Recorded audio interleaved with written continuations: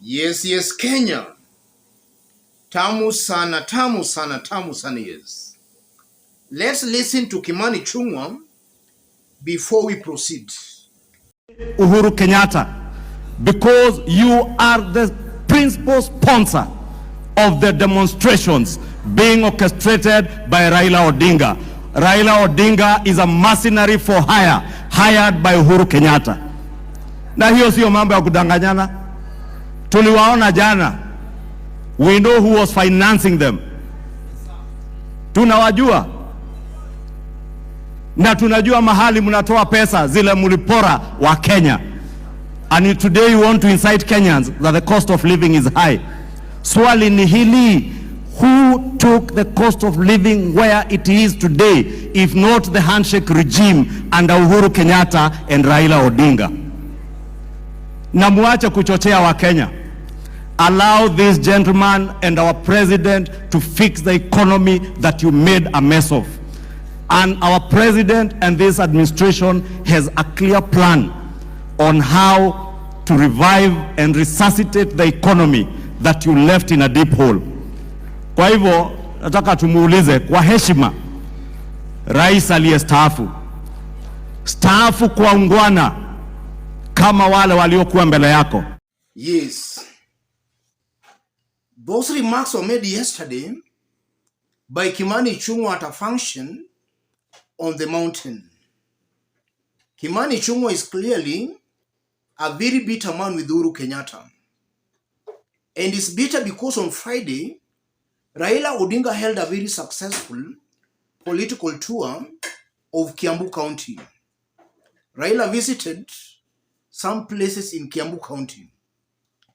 And Raila's visit on Friday in Kiambu was very successful. To a point, the police tried interfering with the political rallies, but all that backfired.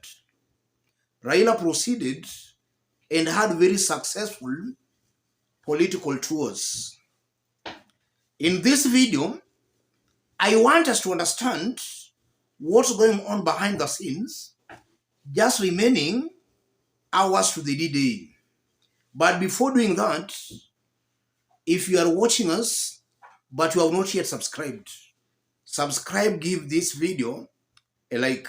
Yes. Listening to Kimani Ichung'wa, Rigathi Gachagua, and other leaders who accompanied them, they are a very bitter and a very angry lot. And there are so many reasons that can explain that.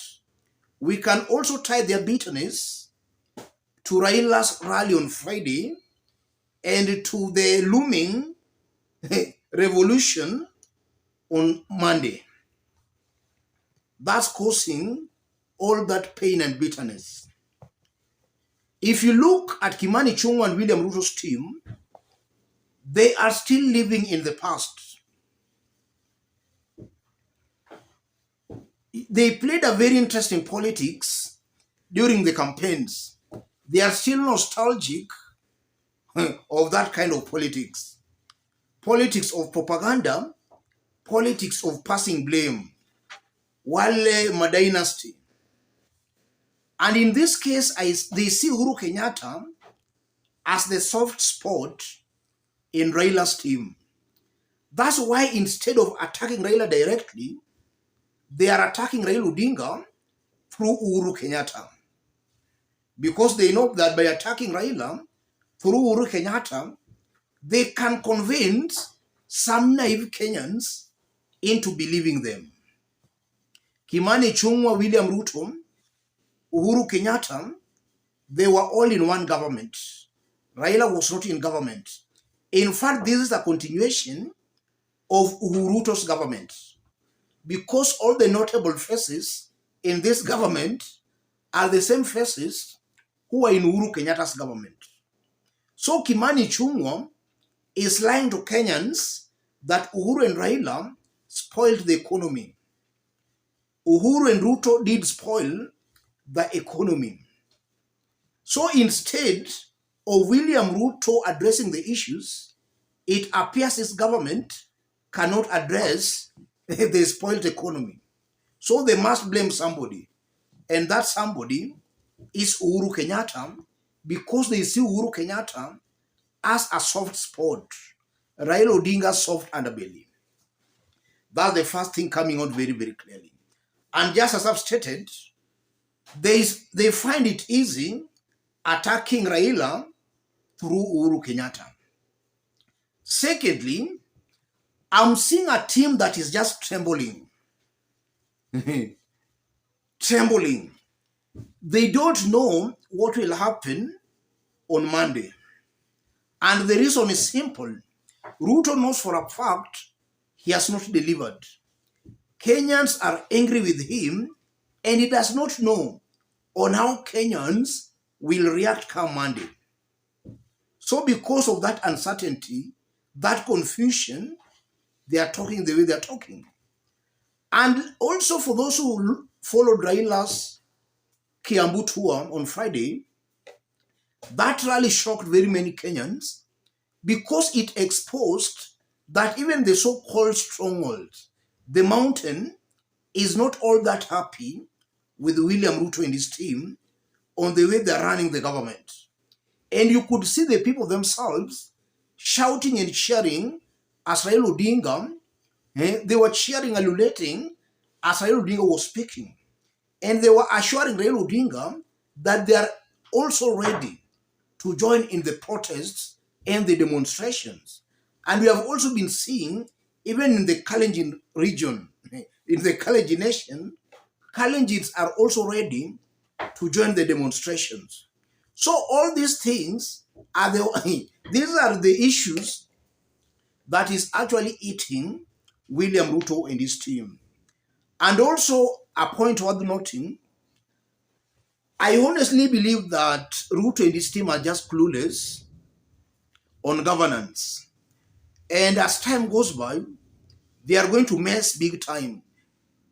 Things, watu Wakenya wajaona maneno hapo. Things are coming. These are people who are going to mess up big time. Some 2 days ago, 50 chief cabinet administrative secretaries were appointed. 50. In the coming days, Kenyans will be forced to dig deeper into their pockets to sustain and to maintain those newly created positions. Uhuru had 26, Ruto has doubled it to 50. So as time goes by, life is going to be more difficult for the common man. That's something Kenyans should be ready to deal with. And the interesting bit about it, when William Ruto was campaigning, he used to tell Kenyans that ni uchumi ama ni vyeo. And he used to attack Raila and his team that wale ni dynasty. They are just interested in creating positions. Sisi yetu ni uchumi. The truth of the matter, William Ruto's government is oppressing Kenyans more than even Uhuru Kenyatta's government. In fact, the view Ruto was talking about, he's creating those views. We are seeing William Ruto rewarding all his political allies and friends. The so-called Mama Mboga, the ones he promised that he was going to form a government with, are nowhere to be seen in William Ruto's government. And this is why I strongly believe that any sane Kenyan should not support an oppressive government. And Ruto has proved beyond any reasonable doubt that he is leading an oppressive government, a government oppressing Kenyans. And this is why something tells me that tomorrow, Monday, nobody knows. Maybe we might find Kenyans doing the unthinkable because people are really tired of a William Ruto's government. And anything is possible. Dunia si ya mtu. As I conclude,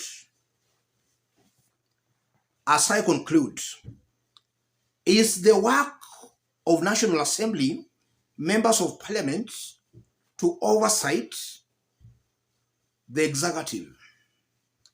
Opposition members of Parliament are charged with the responsibility of oversighting the executive and even members of parliament in government. What we are seeing is that these opposition members of parliament are crossing over to William Ruto's team.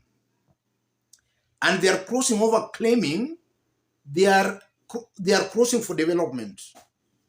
The truth of the matter, Kenyans should reject these tumbocrats, these members of parliament being bought like goats to join hands with an oppressive government, a government oppressing hustlers.